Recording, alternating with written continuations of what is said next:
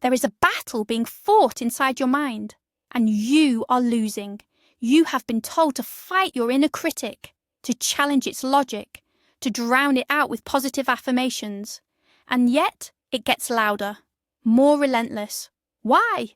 Because you are fighting a ghost with a sword. It's an unwinnable war, and it's the fundamental mistake 99% of men make. Today, we don't fight. We do something different. We do what the Stoics knew. We will explore the method they don't teach you in popular self-help books, a method not of silencing, but of commanding. This isn't about feeling better. It's about becoming indestructible from the inside out. This is the hidden key to your internal kingdom. The question is, are you ready to take the throne? Let me know in the comments. What is the one thing your inner critic tells you most often? Let's be clear.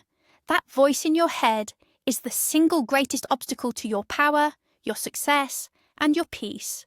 It's the narrator of your self-doubt, the architect of your hesitation. In the modern world, this voice has been weaponized. Social media, corporate pressure, societal expectations, they all feed this internal saboteur. They have turned your mind into a prison, and this critic is the warden. Most men live their entire lives as prisoners to this voice, never realizing they hold the key. They believe this critic is them. They think its judgments are facts. This is the great deception. The Stoics understood this deception 2,000 years ago. They saw that the world outside has no power over you. The only real power is held by your interpretation of events, your inner monologue, and the man who cannot control his own monologue can control nothing else. This isn't ancient history. This is the most relevant psychological skill a man can possess today. It's the foundation of true emotional control and unwavering mental toughness. On. The great deception. It is not you. The first and most crucial step is to understand this. The inner critic is not your authentic self. It is a piece of programming, a script. It was written in your childhood by parents, teachers, and early failures. It's a survival mechanism from a time when social rejection could mean death. It's an outdated piece of software running on the hardware of your brain. Think of it like a guard dog trained long ago that now barks at everything. The mailman, a falling leaf, your own shadow. You would not say, "I am the dog's bark." You would say, "The dog is barking." You must create this same separation with your internal critic. The moment a negative thought arises, "You're not good enough for this," your first action is not to argue. It is to label. There is the critic. There is the programming. This simple act of observation is the first turn of the key in the lock. It creates a space, a microsecond of freedom. In that space, true power is born. This isn't a trick. It is a fundamental shift in identity. You are not the voice. You are the one who hears it. 2. The Stoic pause. Engineering the space. Marcus Aurelius spoke of the inner citadel, a fortress of the mind that no external event could breach. This citadel is not built with walls of positive thinking. It is built in the space between a trigger and your response. Your inner critic provides a constant stream of triggers. It says, "You failed." The untrained response is immediate emotion, shame, anger, despair. The Stoic response is the pause. It is a deliberate, conscious moment of non-action. The critic speaks, and you do nothing. You simply observe the words as if they were printed on a screen.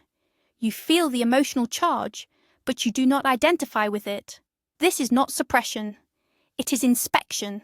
You are a scientist observing a chemical reaction, not the chemical itself. This pause might only last for a single second at first, but in that second, the chain of automatic self-sabotage is broken. You have moved from being a slave to the reaction to being the master of the response. Practice this with small things. Someone cuts you off in traffic. The critic screams, "He disrespected you." Pause. Observe the anger. Let it pass. This is your training ground. The inner world is a gymnasium for your will. 3. Objective language. The critic's kryptonite. The inner critic thrives on drama. It uses emotionally loaded, catastrophic language. It doesn't say, you made a mistake in the presentation. It says, you are a complete failure and everyone knows it. This is called emotional reasoning. The Stoics had an antidote: objective description. It's the practice of stripping away all subjective judgment and emotional language from an event, leaving only the bare facts. The philosopher Epictetus said, "It is not things that disturb us, but our judgment about things." So, when the critic says, "I ruined the entire project," you apply the antidote. You translate it. A specific part of the project I was responsible for did not meet its initial goal by the first deadline. See the difference? One is a judgment of your identity. The other is a description of an event. One is a cage. The other is a problem to be solved. This technique systematically starves the inner critic of its power. It cannot function with facts alone. It needs drama. It needs exaggeration. Deny it that fuel. Describe, don't judge. This is how you dismantle its weapon, word by word. 4. The dichotomy of control, recalibrating the target. The vast majority of your inner critic's attacks are focused on things you cannot control. It berates you for what other people think. It torments you about past mistakes. It generates anxiety about future outcomes. All of this is wasted energy. It's like shouting at the rain to stop.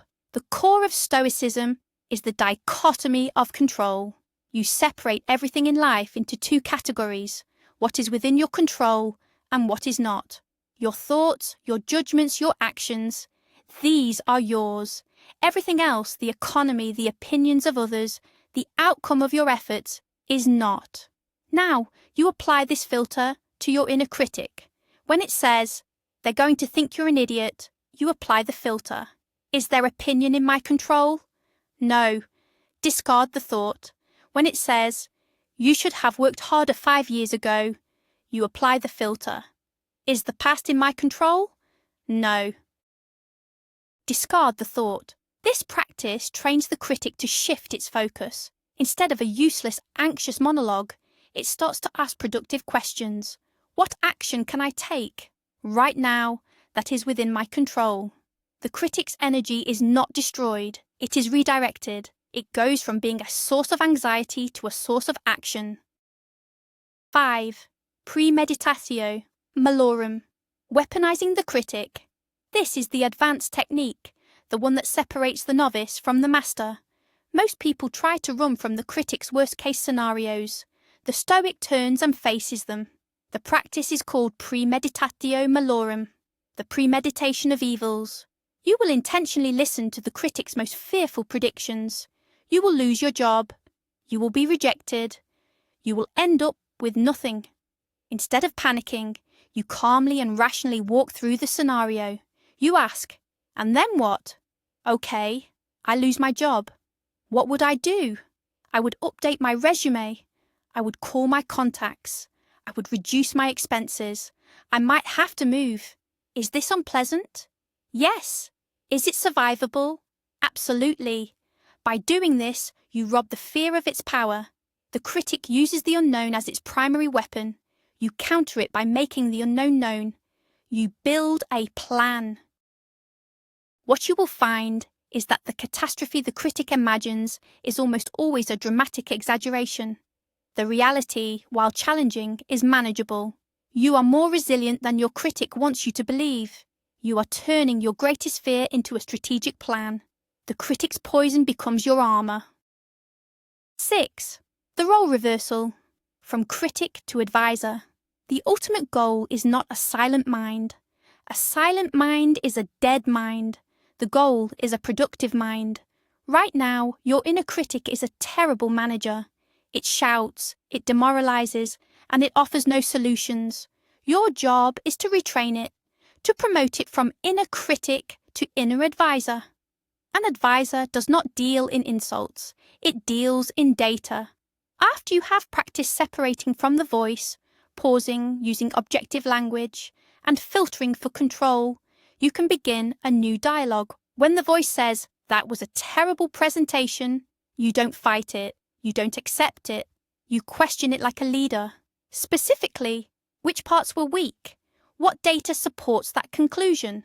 What is one actionable step to improve for next time? You are shifting the entire frame of the conversation. You are demanding specifics, not generalizations. You are demanding solutions, not complaints. Over time, the critic's programming begins to change. It learns that vague, emotional attacks will be ignored, but specific, data-driven observations will be heard. It starts to work for you, not against you. It becomes a strategic tool for improvement, scanning for weaknesses, not to condemn you, but to strengthen you. 7. The source code, understanding its motive. To truly master the critic, you must understand its prime directive. The critic is not motivated by a desire to see you fail. This is a critical misunderstanding.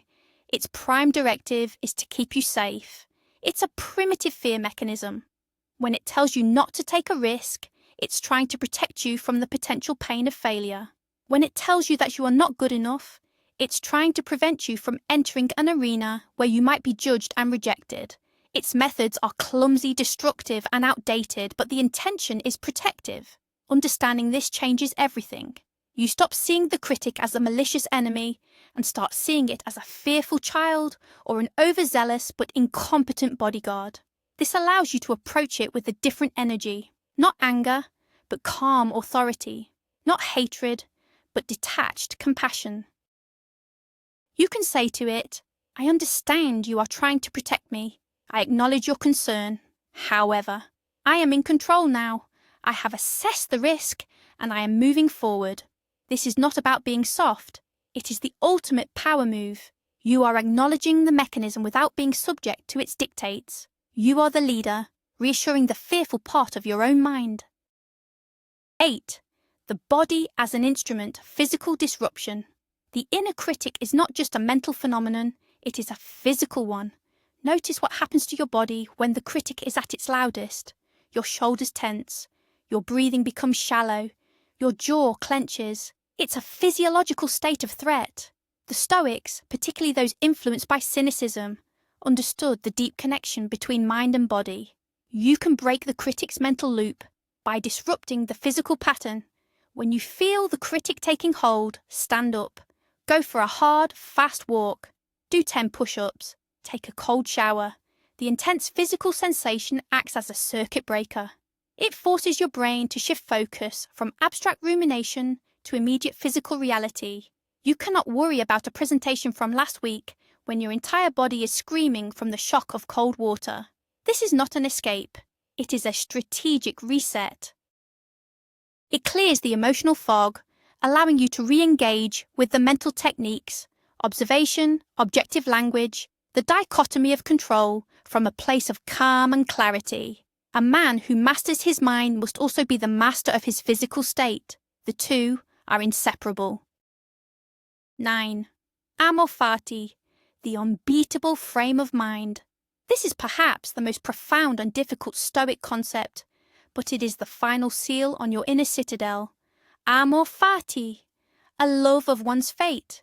It does not mean being passive. It means accepting and even embracing everything that happens, including your failures and the harsh words of your inner critic. Why? Because every event is an opportunity. When the critic points out a flaw, a mistake you made, the untrained mind feels shame. The Stoic mind sees an opportunity to learn. The critic says, "You were lazy and unprepared." The Stoic response is, "Thank you for this data. This event has revealed a weakness in my discipline. I will use this information to build a better system for preparation. This failure is a gift. This frame is unbreakable. The critic has no power over a man who sees every attack as a training opportunity. It's like a boxer whose opponent's punches only make him stronger. How can you defeat such a man? You cannot. He has redefined the game. He is no longer playing to avoid failure. He is playing to grow, and in that game, every outcome, positive or negative, is a victory. The inner critic becomes a sparring partner, constantly showing you where you need to improve. 10. The externalization technique, giving it a form. The voice in your head feels powerful because it is abstract and pervasive. It seems to come from everywhere and nowhere at once. A powerful psychological technique is to externalize it. Give it a name and a physical form. Don't make it a monster. That gives it too much power. Make it something slightly ridiculous. A grumpy gnome. A nervous accountant named Frank. A paranoid parrot. When the negative thought arises, you don't hear it as your own deep truth. You hear it as Frank the accountant worrying about the spreadsheets again. Ah, there's Frank, telling me we're all doomed.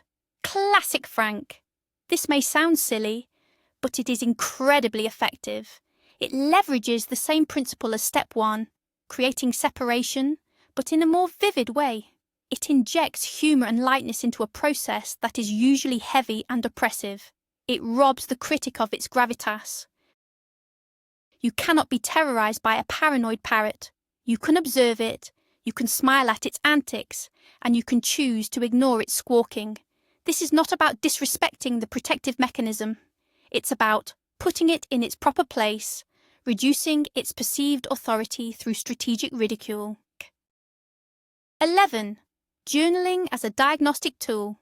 You cannot fix a machine you do not understand. A journal is your diagnostic tool for the mind. But we are not talking about a diary of your feelings. We are talking about a Stoic logbook. Each day, you will perform a simple exercise. Divide a page into 3 columns. In the first column, you write down the objective event. Example, received critical feedback on a report. In the second column, you write down the exact words the inner critic used in response. Example, you're an imposter. You can't do anything right. In the third column, you write your Stoic reframing. Example, the feedback highlighted 2 specific areas for improvement. This is useful data. My value is not determined by a single report. What can I control? I can schedule 30 minutes to revise it tomorrow. Doing this for just 10 minutes a day provides an astonishing amount of clarity. You begin to see the critic's patterns. You see that it uses the same 5 or 6 insults over and over again. It is not creative. It is a broken record. This process demystifies the critic. It transforms it from a terrifying monster in the dark into a predictable, manageable mechanism. The data you collect is the blueprint for its deconstruction. 12. The power of memento mori, a sense of urgency. The inner critic often paralyzes us with fears of small, insignificant social failures. It worries about what someone might think or a minor mistake you might make. The Stoics had a powerful antidote to this small-mindedness. Memento mori. Remember that you will die. This is not meant to be morbid. It is meant to be clarifying. When you hold the reality of your finite time in mind, the petty anxieties fueled by your inner critic are revealed for what they are, a monumental waste of your most precious resource. Are you really going to spend one of the few days you have on this earth worrying about an awkward comment you made in a meeting? Will this matter on your deathbed? The answer is almost always a resounding no. Memento mori reorients your priorities. It forces the critic's small fears to shrink in the face of a much larger truth. It encourages you to take the calculated risk, to speak your mind, to pursue your purpose, because time is short. The critic wants you to play small to stay safe. Memento mori reminds you that playing small is the greatest risk of all, because it guarantees a life of regret. 13. Choose your mentors. The inner counsel. Your mind is filled with voices. Right now, the critic is the loudest, but you can choose to invite other voices in. The Stoics did this by reading and meditating on the words of great philosophers. You can do the same, but you can also make it more personal. Create an inner council of mentors. These can be historical figures, like Marcus Aurelius or Seneca. They can be modern figures you admire for their resilience and character. They can even be fictional characters who embody the virtues you wish to cultivate. When your inner critic attacks, you don't just respond with your own logic.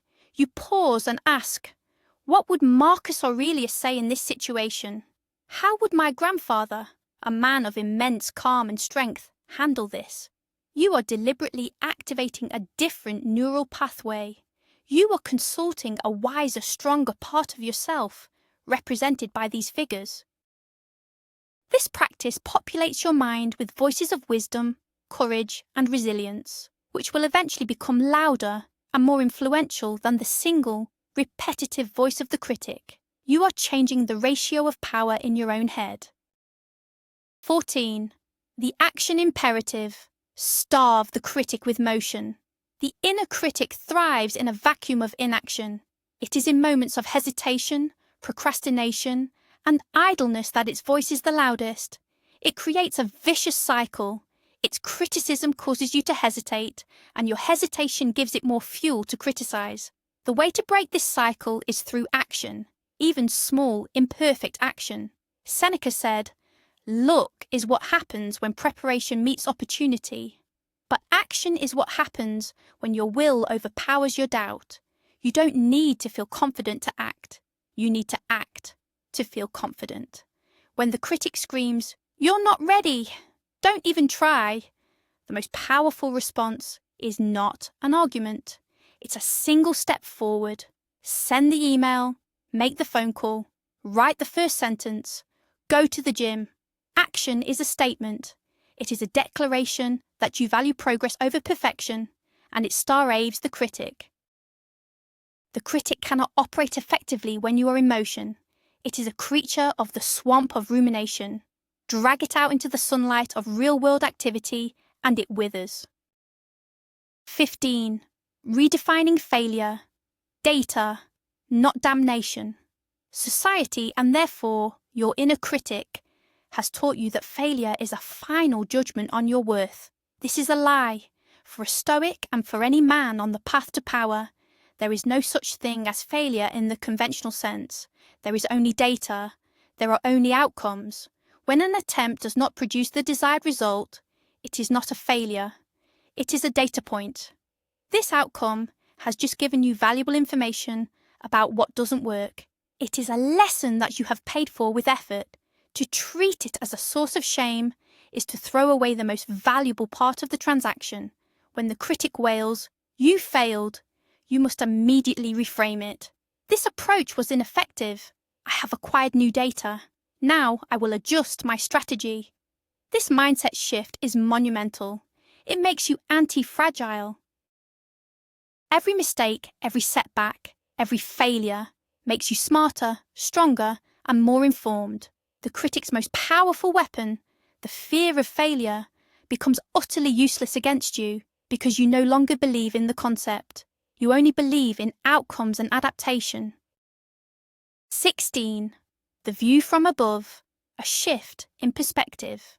Marcus Aurelius frequently practiced an exercise known as the view from above. He would visualize himself rising up, looking down on his own life, his city, the entire Roman Empire, the world, and then the vastness of space and time. From this cosmic perspective, his own problems and anxieties, the things his inner critic obsessed over, shrank to their true size, insignificant. This is a powerful tool for you when the critic has you trapped in a loop, worrying about a social gaffe or a work project. Perform this visualization. Zoom out. See yourself in your room. Zoom out further. See your building, your city. Zoom out to see your country, the continent, the earth as a blue marble in space. Feel the immense scale of the cosmos. Now, from this vantage point, look back at the problem that was consuming you a moment ago. How important is it really in the grand scheme of things? This exercise does not dismiss your problems, but it puts them in their proper context. It breaks the spell of urgency and catastrophizing that the critic casts. It restores a sense of calm and perspective, which is the ground from which all wise decisions grow. 17. Voluntary discomfort, the critic's training camp. Your inner critic constantly warns you against discomfort, pain, and hardship. It wants you to stay in your comfort zone, where it is safe. To build resilience against this, you must deliberately and regularly step outside of it. This is the practice of voluntary discomfort. You don't wait for life to test you, you test yourself. Take cold showers, fast for a day, sleep on the floor for a night. Deliberately choose the harder path in a small, controlled way. What does this do? First, it proves to your critic that you can handle discomfort. Its dire warnings about hardship become less believable when you voluntarily endure it and emerge stronger. Second, it expands your comfort zone. The things that used to seem daunting become trivial. Third, and most importantly, it cultivates a sense of gratitude for what you normally have. A warm bed feels like a luxury after a night on the floor. This practice is a direct challenge to the critic's authority. The critic says, "Avoid this, it will be unpleasant." You respond by saying, "I will not only face it, I will seek it out on my own terms."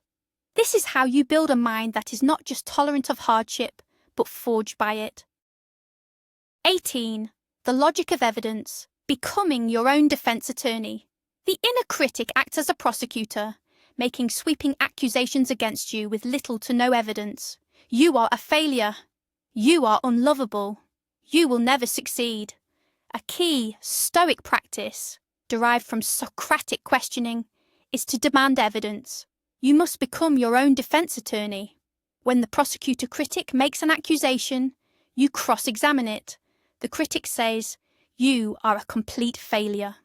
You respond, calmly and internally, "What is the specific evidence for that absolute statement? Is it true that I have failed at 100% of the things I have ever attempted?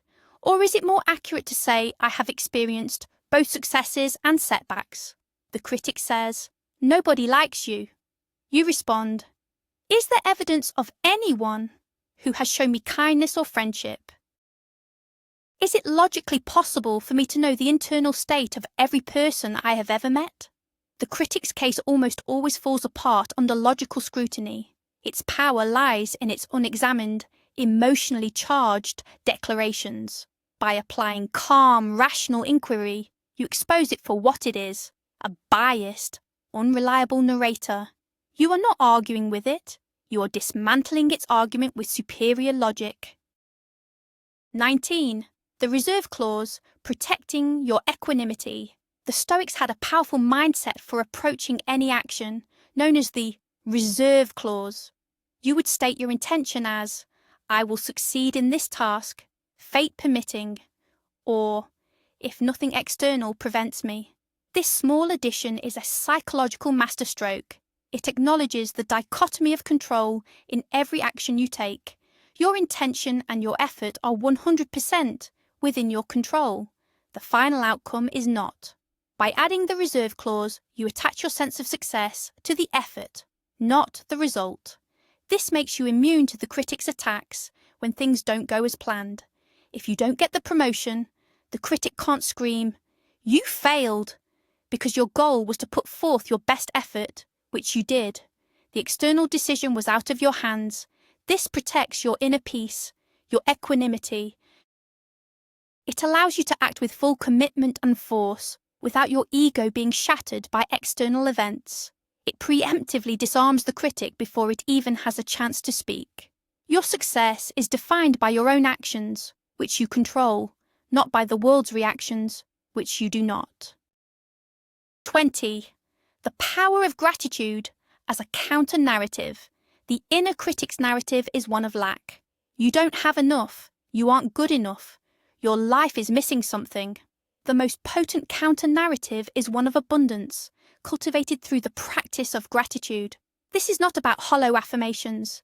It is about a rigorous, daily accounting of what you do have. At the end of each day, following the example of Stoic philosophers like Epictetus, review what went well. What strengths did you employ? What small things can you be grateful for? The ability to walk, a good meal, a challenging problem to solve, a moment of quiet. This practice actively rewires your brain to scan for positives, not just threats and deficiencies. The critic is a master at finding what's wrong. You must become a master at finding what's right. This doesn't mean ignoring problems. It means balancing the scales. Over time, this conscious focus on the good builds a foundation of psychological well-being that the critic's narrative of lack cannot penetrate. It's like changing the default radio station in your mind. from one of static and complaint to one of strength and appreciation. 21. The community of the strong, your external mirror. The Stoics were not isolated hermits, they were active members of society. They understood the importance of surrounding yourself with the right people. Your inner critic's voice is often an echo of the critical, weak, or cynical people in your life. To change the inner voice, you must change the outer voices you listen to. Actively seek out the company of men you admire. Men who are resilient, disciplined, and forward-looking. Men who discuss ideas, not people. When you are in their presence, you will notice a change. Their mindset, their language, their approach to problems, it all acts as an external corrective to your internal critic. They provide a living example of what is possible. This is not about seeking validation, it is about seeking calibration. A strong community acts as a mirror, showing you not only your flaws in a constructive way, but also your strengths, which your inner critic is blind to. If you are the most disciplined man in your circle, you are in the wrong circle. The right company will challenge you, strengthen you, and starve the weak, critical part of your mind by refusing to engage with it. 22. The metaphor of the inner garden. Think of your mind as a garden. For years, the inner critic has been the only gardener. It has planted weeds of doubt, fear, and resentment. It has watered them daily with negative self-talk. Your job now is not just to pull the weeds, but to become the new head gardener. Each of these Stoic techniques is a gardening tool. The pause is the moment you decide which plant is a weed and which is a flower. Objective language is the tool you use to carefully uproot the weed without disturbing the soil. The dichotomy of control is your watering can. You only give water and attention to the plants you can actually grow, your actions, your thoughts. Gratitude is the sunlight that helps everything flourish. This metaphor is powerful because it emphasizes that this is a continuous process. You don't defeat the critic once and for all. You don't salt the earth so nothing can grow. You simply become a better, more diligent gardener. You understand that weeds will always try to sprout, but now you have the skills, the tools, and the daily habit of tending to your mind, ensuring that what grows there is strong, healthy, and deliberate. 23. The shield of indifference, selective hearing. The Stoics had a concept called apatheia, which is often mistranslated as apathy. It does not mean not caring about anything. It means a state of mind where you are not disturbed by things that are outside your control. It is a state of tranquility. You can apply this as a shield against your inner critic. You must learn to be indifferent to its insults, in the same way you are indifferent to the colour of a passing car. It is simply information that has no bearing on your virtue or your chosen path. When the critic screams, "You're a fraud!" an untrained man engages, argues, and becomes emotionally entangled. The Stoic man practices indifference. He hears the noise, acknowledges it as critic noise, and because it is an external judgment, even if it's internal, he deems it unworthy of his emotional energy. He is not suppressing it. He is downgrading its importance to zero. This is a skill. It requires practice. You choose what has the power to affect your inner state. By choosing to be indifferent to the critic's unproductive noise, you reclaim your emotional energy for what truly matters, your actions. 24. The time horizon shift. Playing the long game. The inner critic operates on a short time horizon. It magnifies immediate failures and setbacks, making them seem like the end of the world. It wants you to feel the full weight of this present moment's pain. To counter this, you must deliberately shift your time horizon. Ask yourself, will this matter in 5 years? In 10 years? On my deathbed? This question, similar to memento mori, dissolves the power of short-term anxieties. That embarrassing presentation, that failed project, that social rejection, they are all rendered trivial when viewed through the lens of a lifetime. This is not about dismissing your feelings, but about contextualizing your problems. You are playing the long game. A single lost battle does not determine the outcome of the war. By consciously adopting a long-term perspective, You train your mind to see setbacks not as disasters, but as minor course corrections on a much longer journey. The critic is a sprinter, obsessed with the next 10 feet. You must become a marathon runner, focused on the horizon. 25. The character test. Every obstacle a stage. The Stoic philosopher Epictetus famously said, "First say to yourself what you would be, and then do what you have to do." This is about defining your ideal character. Who is the man you want to be? Is he calm under pressure? Resilient in the face of failure? Disciplined and focused? Once you have this image, you can use the inner critic's attacks as a stage on which to practice being that man. When the critic unleashes a torrent of anxiety before a difficult conversation, you don't see it as a problem. You see it as an opportunity. A perfect chance to practice being calm under pressure. When you suffer a setback and the critic wants you to despair, you see it as a test. Excellent! Here is my opportunity to practice resilience. This frame shifts everything. Life is no longer a series of things that happen to you. It is a series of opportunities for you to demonstrate and strengthen your chosen character. The inner critic, in this model, becomes an unwitting ally, constantly providing you with the challenges you need to become the man you aspire to be. 26. Deconstructing the language should and must. The inner critic's vocabulary is built on a foundation of tyrannical words, primarily should and must. You should be more successful. You must not fail. These words create a sense of pressure and obligation that is often unrealistic and unhelpful. They imply a fixed, external set of rules that you are failing to meet.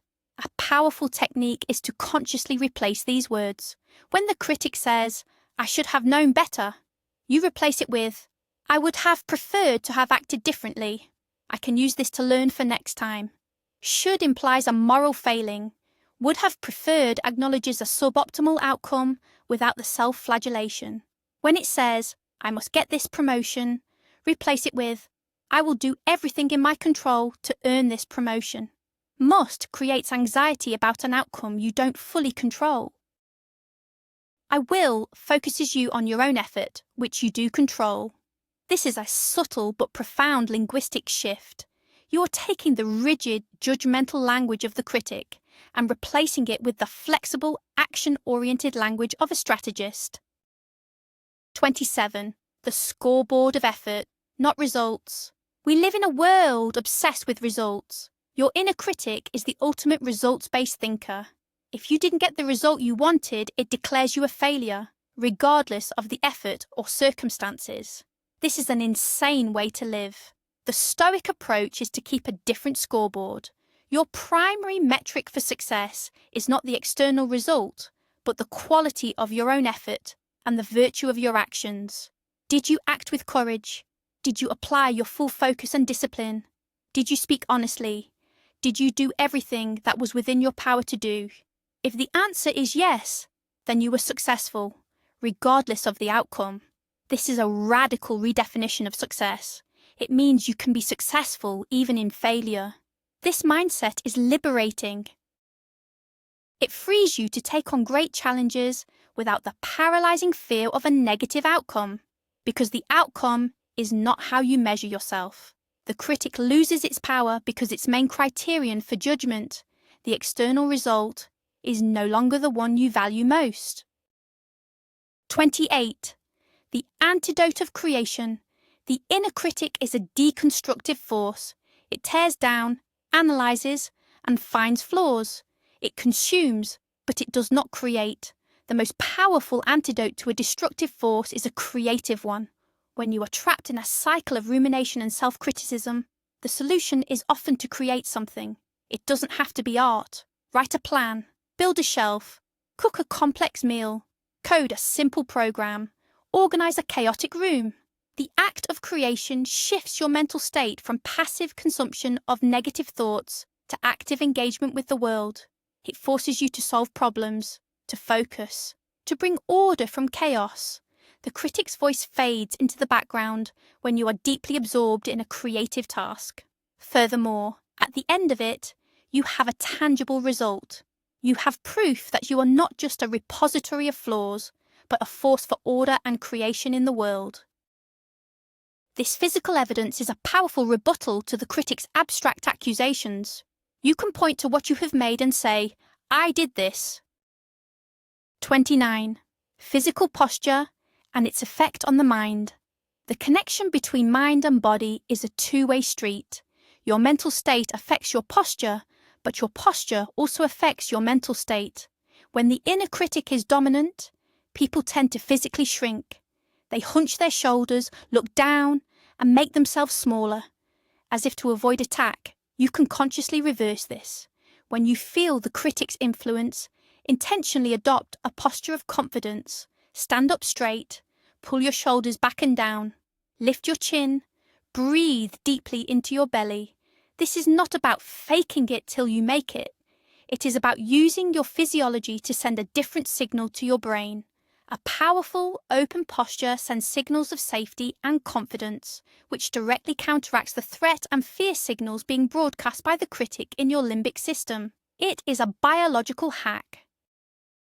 It is difficult to feel crushed by self-doubt when your body is occupying space with authority. Use your physical form as an anchor for your desired mental state. It is a tool you have with you at all times. 30. The ally in the mirror. Deliberate self-acknowledgement.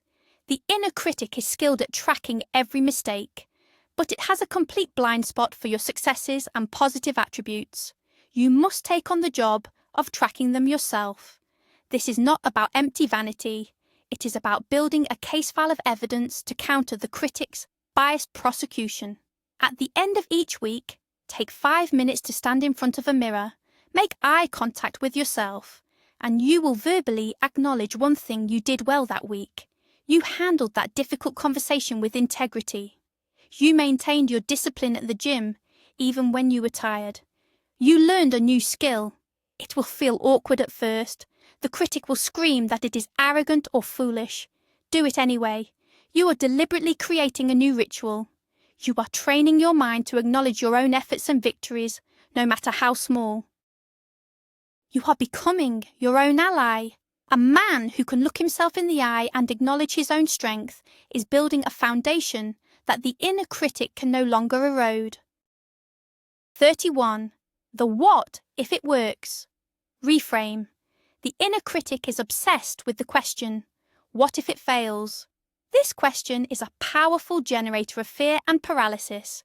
The Stoic response is not to argue that it won't fail, but to introduce an equally powerful, opposing question. What if it works? Spend as much time contemplating the positive potential outcome as you do the negative. What if the business succeeds beyond your wildest dreams? What if she says yes? What if your creative project resonates with thousands of people? Allow yourself to visualize that success in detail. This is not fantasy, it is strategic balancing. You are countering the critic's negative visualization with your own positive visualization. This practice doesn't guarantee success, but it does something crucial. It changes your emotional state before you take action. You move from a state of fear and dread to one of possibility and excitement. You are no longer acting to avoid failure. You are acting to achieve success. It is a fundamental shift in your core motivation, robbing the critic of its primary fuel source, fear of the downside. 32. The law of action and data, the feedback loop. The modern world tells you to find your passion. This is passive advice that feeds the inner critic. What if I choose the wrong passion? The Stoic approach is more pragmatic. It's about creating a feedback loop of action and data. You don't find your purpose. You build it through experimentation. Take an action in a direction that interests you. Then analyze the data. Did you enjoy the process? Did it challenge you? Did it produce a valuable result? This outcome, this data, informs your next action. It's a continuous cycle. Act. Analyze. Adjust. Act again. The critic hates this process because it is grounded in reality. The critic wants to debate endlessly in the abstract realm of what ifs. The action data loop drags the conversation into the real world. It doesn't matter if the first 10 experiments fail. They weren't failures. They were data-gathering missions. You are not searching for a perfect preordained path. You are forging a path, one deliberate action at a time, based on real-world feedback. This relentless forward motion leaves no room for the critic's paralyzing debates. 33. The Emperor's Gaze, distinguishing signal from noise. Marcus Aurelius was an emperor. He was inundated daily with opinions, requests, complaints, and threats. He had to develop a powerful mental filter to distinguish the vital signal from the distracting noise. Your inner critic produces almost 100% noise. It is repetitive, emotional, and unhelpful. Your task is to apply the Emperor's Gaze. When a thought from the critic arises, you must assess it with cold detachment. Is this thought providing new useful data that can lead to constructive action? Or is it a familiar, emotional complaint I have heard 1,000 times before? 99 times out of 100, it will be the latter. It is noise, and your job, as the emperor of your own mind, is to dismiss it as such. This is noise. It does not require my attention. You are not fighting it. You are not engaging with it. You are classifying it as irrelevant and returning your focus to what is important. A powerful man is not defined by the absence of inner noise, but by his ability to ignore it in favor of the signal. 34. The use of negative role models. We often talk about having positive role models to emulate, but there is also immense power in identifying negative role models. Look at people in your life or in the public sphere who are clearly ruled by their inner critic. You see them consumed by anxiety, indecisive, bitter, and constantly complaining. They are a living embodiment of where the critic's path leads. Study them, not with judgment, but as a cautionary tale. See their patterns of self-sabotage. See how their fear prevents them from seizing opportunities. This provides powerful motivation. When you feel your own inner critic pulling you towards that same pattern of behavior, you can visualize this negative role model and say to yourself, I will not walk that path. I choose a different response. This creates a visceral aversion to the critic's advice. You have a clear picture of the undesirable outcome, making it easier to choose the harder, more virtuous path in the present moment. You are using their example as a compass that points you in the opposite direction. 35. The Stoic Evening Review, a mental accounting. Seneca recommended a powerful evening ritual. Before sleep, he would review his entire day, not to judge himself harshly, but to learn.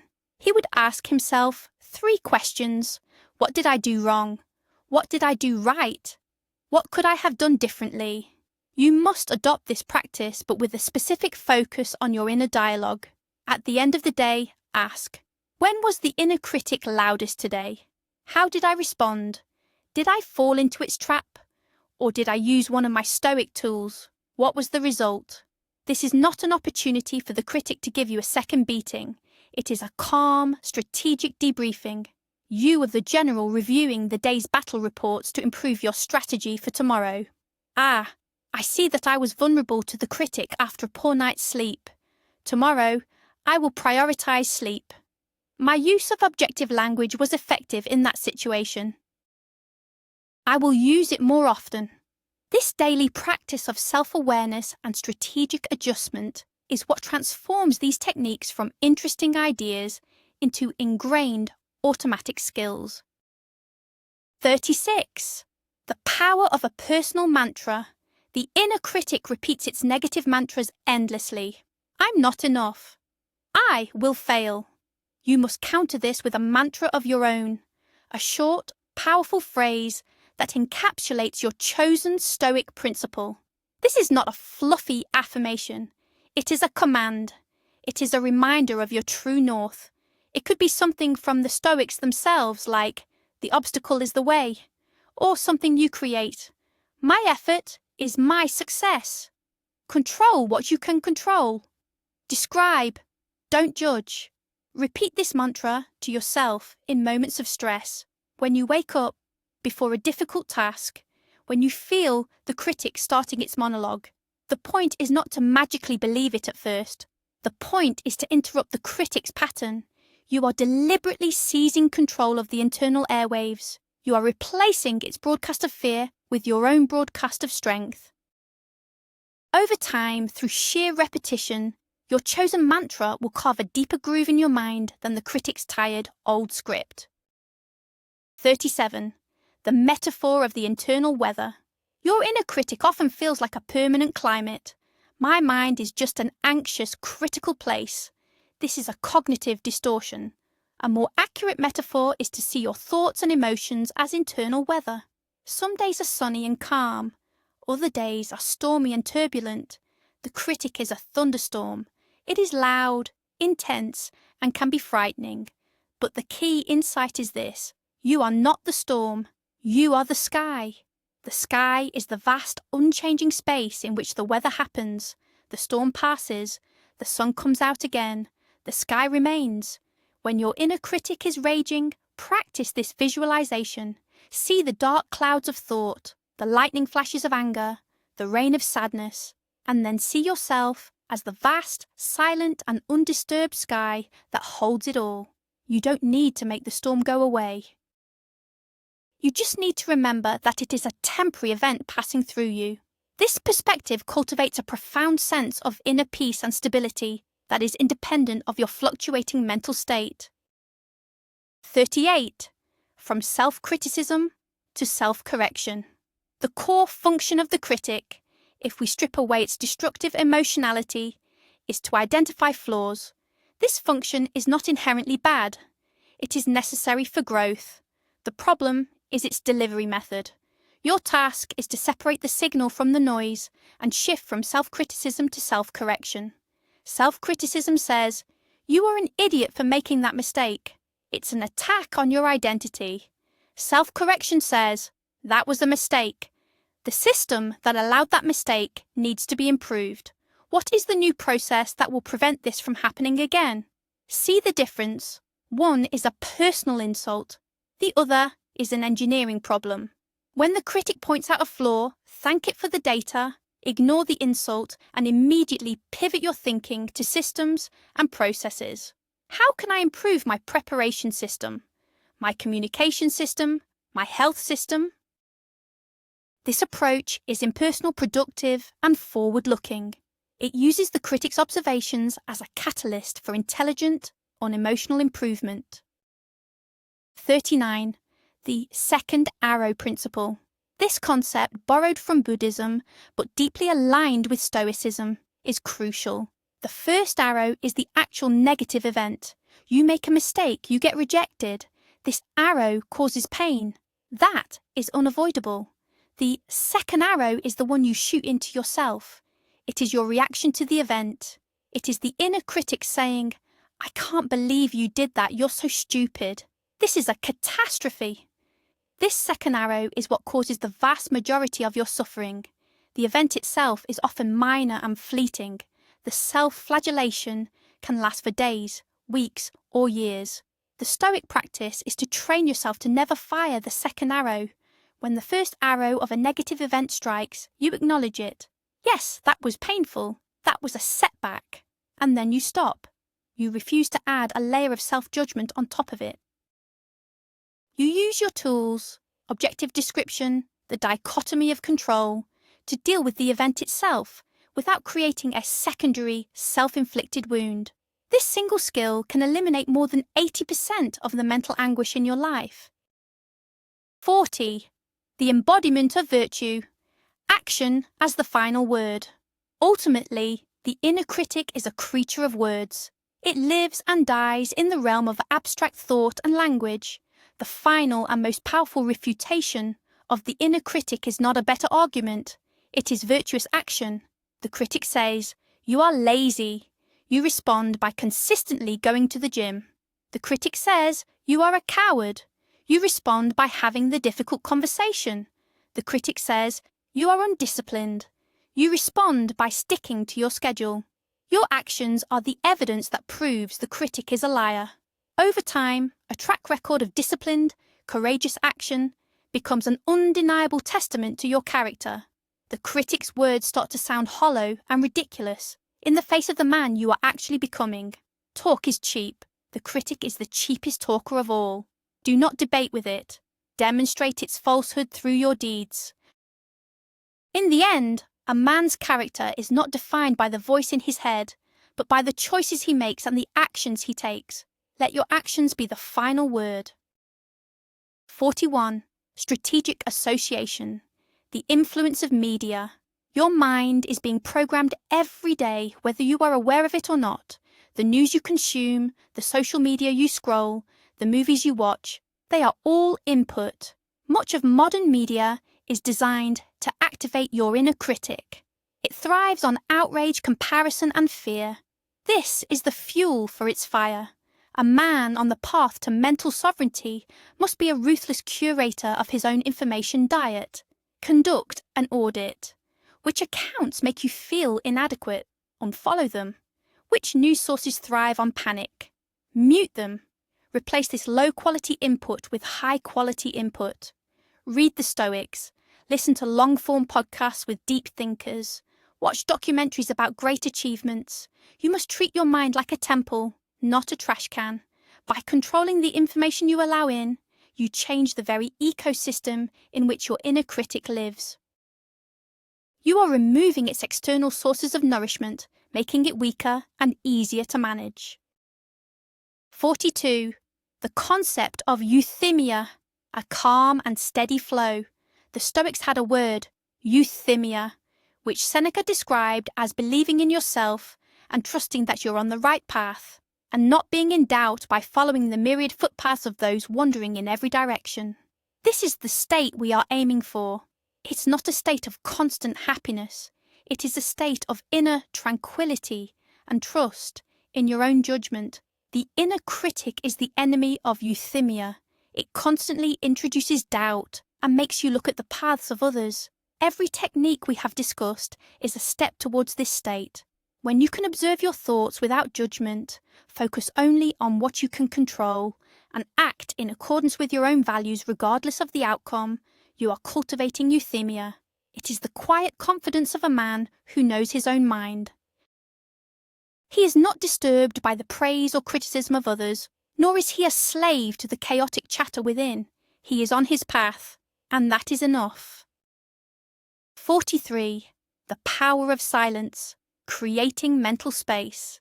In a world of constant noise, both external and internal, one of the most radical acts is to cultivate silence. This doesn't necessarily mean meditation, though that is a powerful tool. It can be as simple as going for a walk without your phone, sitting in a room for 10 minutes with no distractions, driving without the radio on. What does this do? It lowers the overall volume of your mental activity. In these moments of quiet, you are not trying to fight the critic or solve a problem. You are simply allowing your mind to be. This practice has a profound effect. It allows the sediment of your anxious thoughts to settle, creating clarity. It also shows you, by contrast, just how noisy your mind usually is. This awareness is key. You cannot manage a problem you are not aware of. By deliberately creating pockets of silence in your day, you are building a baseline of calm from which it becomes much easier to notice and deal with the critic when it does arise. 44. The master-slave dialectic of the mind. The philosopher Hegel wrote about the master-slave dynamic, where the slave, through his work and transformation of the world, eventually gains a sense of self that the master lacks. This is a powerful metaphor for your relationship with the inner critic. For most of your life, the critic has been the master, and your conscious self has been the slave, reacting to its commands and punishments.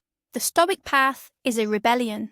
Through the hard work of self-observation, reframing, and disciplined action, you, the slave, begin to build your own world. You build habits, you build resilience, you build character. The critic, the master, produces nothing. It only comments. Over time, a power shift occurs. You realize that you are the one with the real power, the power to act, to change, to build. The critic is just a voice, a powerless spectator. You don't need to destroy the critic. You simply realize through your own work that you are the true master of your mind. Its power was always an illusion that you consented to. 45. The circle of concern versus circle of influence. This is a modern reframing of the dichotomy of control. Draw two concentric circles. The outer, larger circle is your circle of concern. It contains everything you care about: world events, the economy, what other people think of you. Your inner critic lives in this circle, obsessing over things it cannot change. The inner, smaller circle is your circle of influence. It contains the things you have direct control over: your actions, your effort, your mindset, your words. A man of power and effectiveness focuses his energy almost exclusively on his circle of influence. He knows that the only way to expand his influence is to work on what is already inside it. When the critic starts complaining about something in the circle of concern, you must consciously and deliberately redirect your focus. Is this within my direct influence? No. Then my attention is better spent here. This is a daily practice of mental discipline. It is the art of focusing your limited energy where it can actually make a difference. 46. The antidote of generosity. The inner critic is a fundamentally selfish entity. Its entire world revolves around you, your safety, your status, your flaws.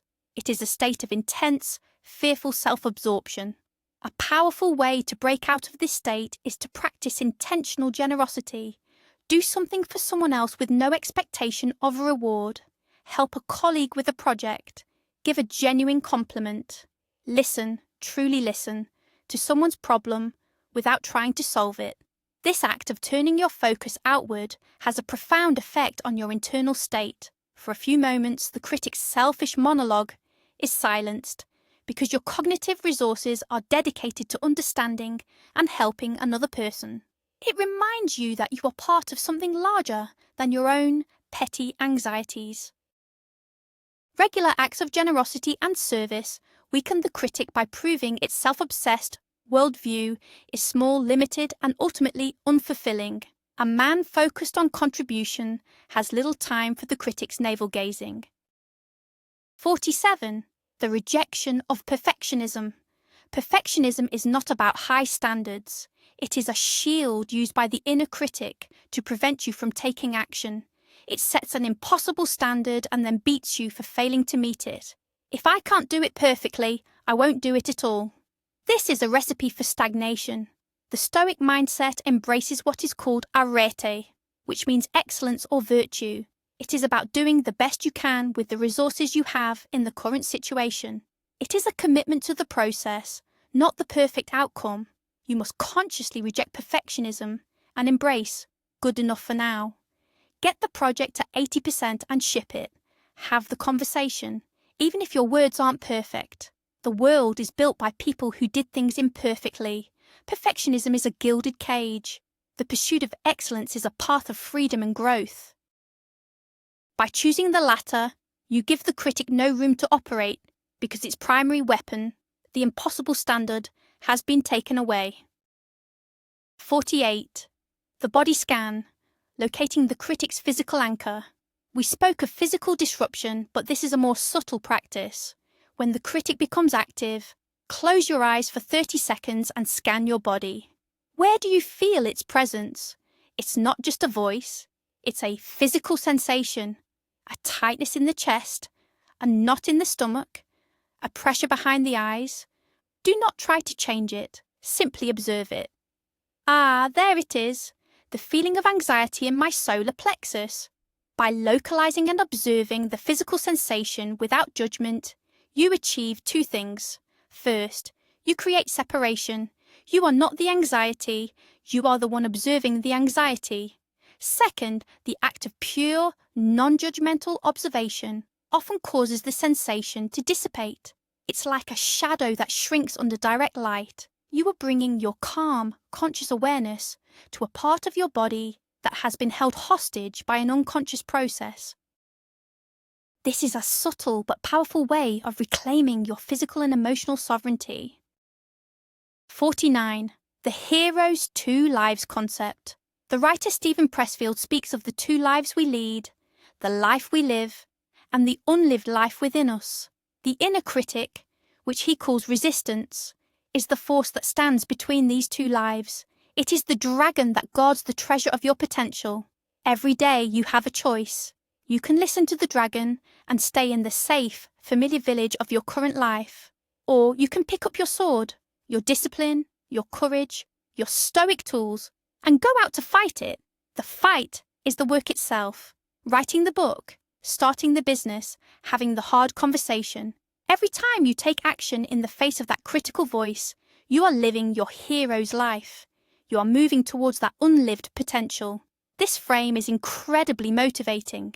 It transforms the daily struggle against self-doubt into something epic and meaningful. The critic is not just an annoyance, it is the necessary antagonist in the story of your life, and defeating it, one action at a time, is your great work. 50. The paradox of self-acceptance. This may sound counterintuitive after everything we've discussed, but true mastery involves a paradoxical form of self-acceptance. It is not resignation, it is acknowledging the reality of the present moment without resistance.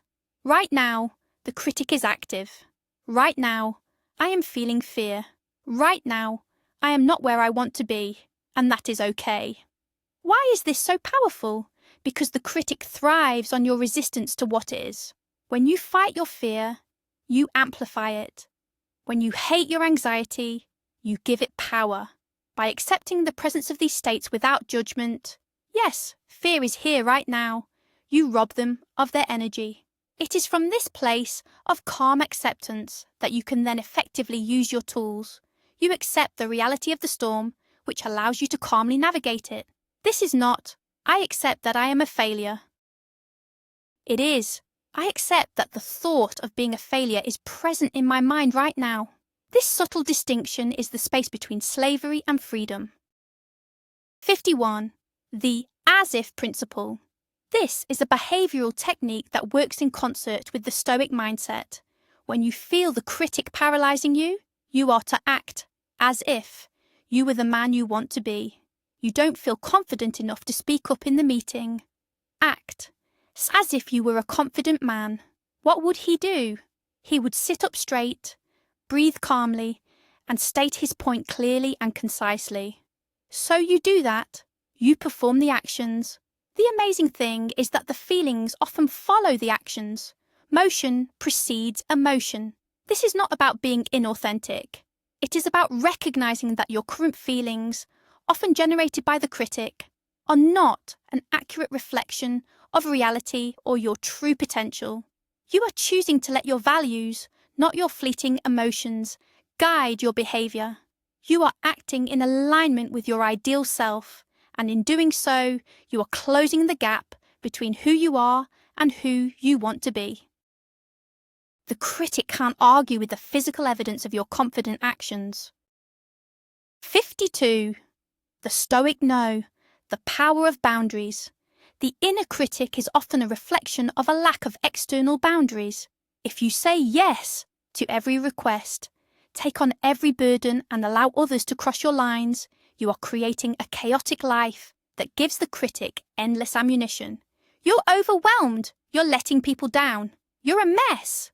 Learning to say a calm, firm, and respectful no is a Stoic superpower. It is a direct application of the dichotomy of control. You are taking control of your time, your energy, and your commitments, the things you can control. Saying no to a non-essential request is saying yes to your own priorities. It creates the space and order necessary for a calm mind. Each time you set a healthy boundary with the outside world, you are reinforcing a powerful message to your inner world.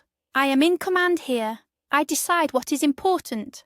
I am the gatekeeper of my own kingdom. 53. The test of character, the unseen acts. Seneca wrote that the true test of a man's character is what he does when no one is watching. The inner critic often performs for an imaginary audience, worrying about the judgment of others. The Stoic path is to build a character that is solid and consistent, whether you are in public or completely alone. This means holding yourself to a high standard, not to impress others, but to satisfy your own internal code of conduct. When you choose to do the right thing, when you could have easily gotten away with the easy thing, you are building profound self-respect. This self-respect is one of the strongest shields against the inner critic. The critic's insults about your worthlessness cannot stick when you have a deep, earned knowledge of your own integrity.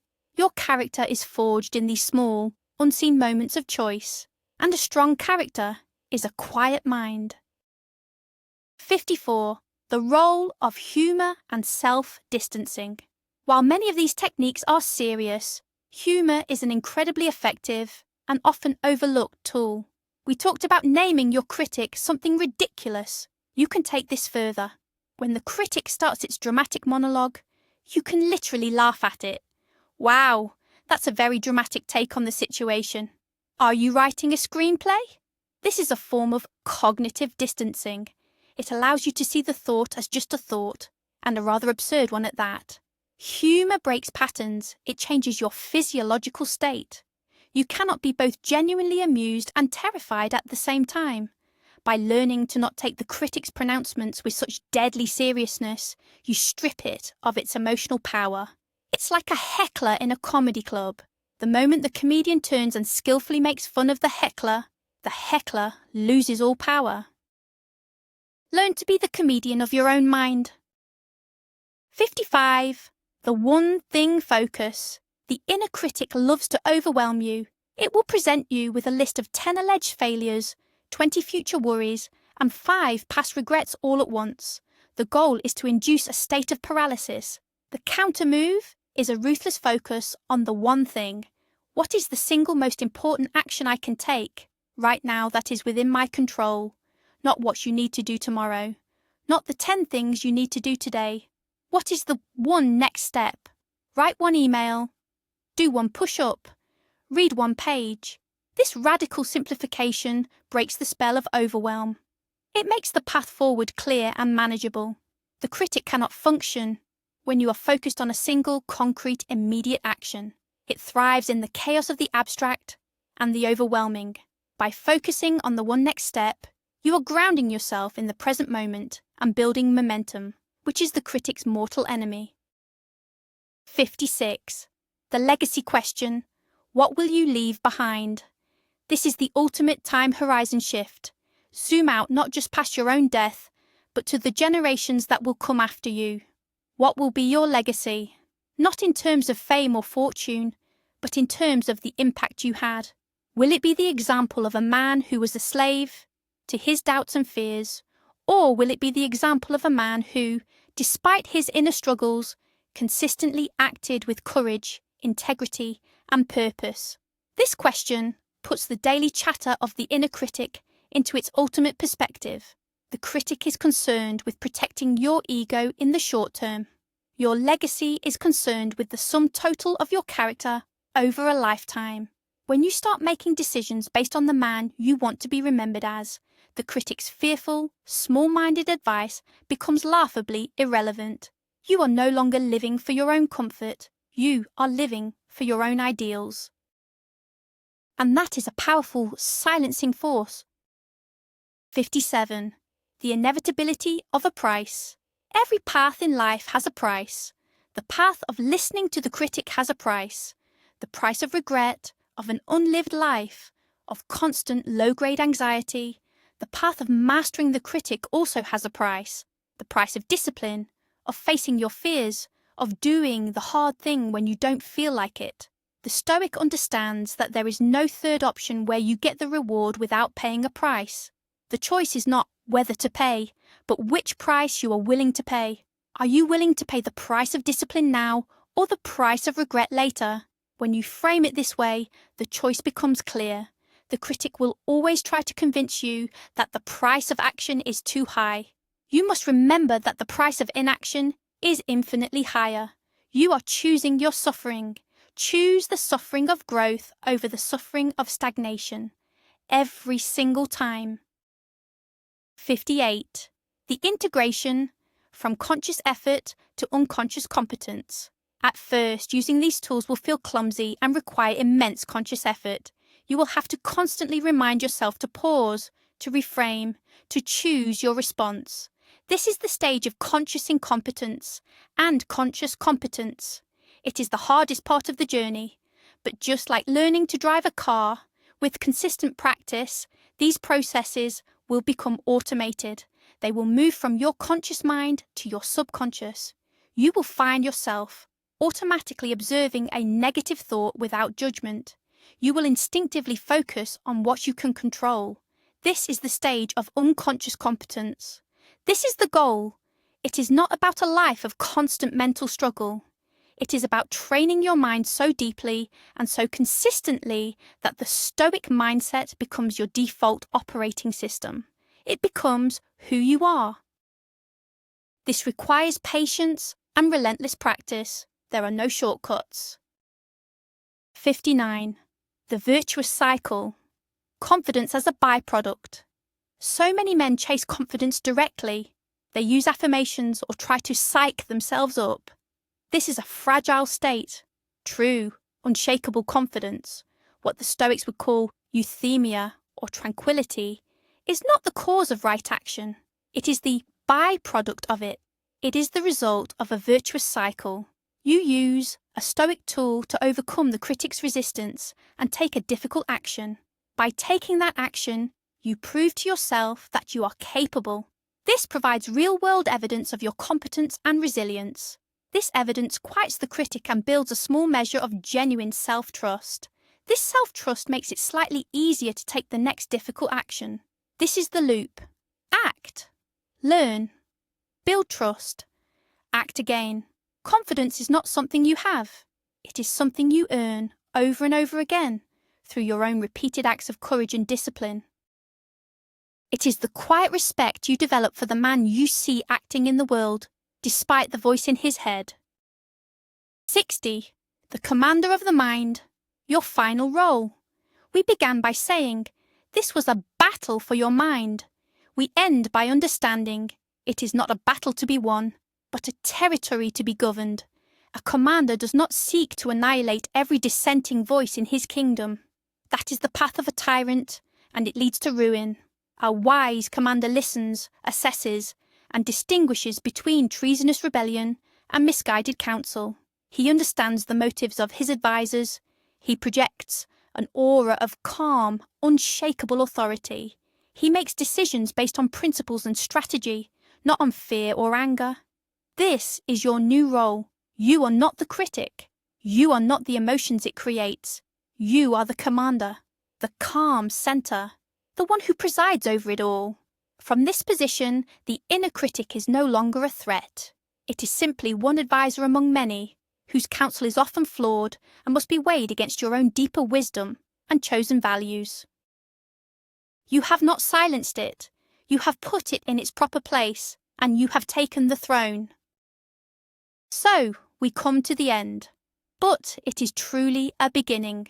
The secret of the Stoics was never about silencing the critic. That is a fool's errand. It was about rendering it irrelevant. It was about building a mind so disciplined, a character so strong, and a purpose so clear that the critic's voice becomes nothing more than background noise, a distant echo from a weaker version of yourself. The power was never in fighting the voice. The power was, and always has been, in your ability to choose your response, to focus on your actions, to build yourself day by day into a man whose deeds speak louder than his doubts. That is your great work. That is the path to unshakable tranquility. If this strategy resonated with you, subscribe and join a community of men dedicated to building real strength from the inside out. And now, I leave you with a final question for the comments. Which of these 60 principles will you put into practice first? Choose one. Start today. Thank you for your time.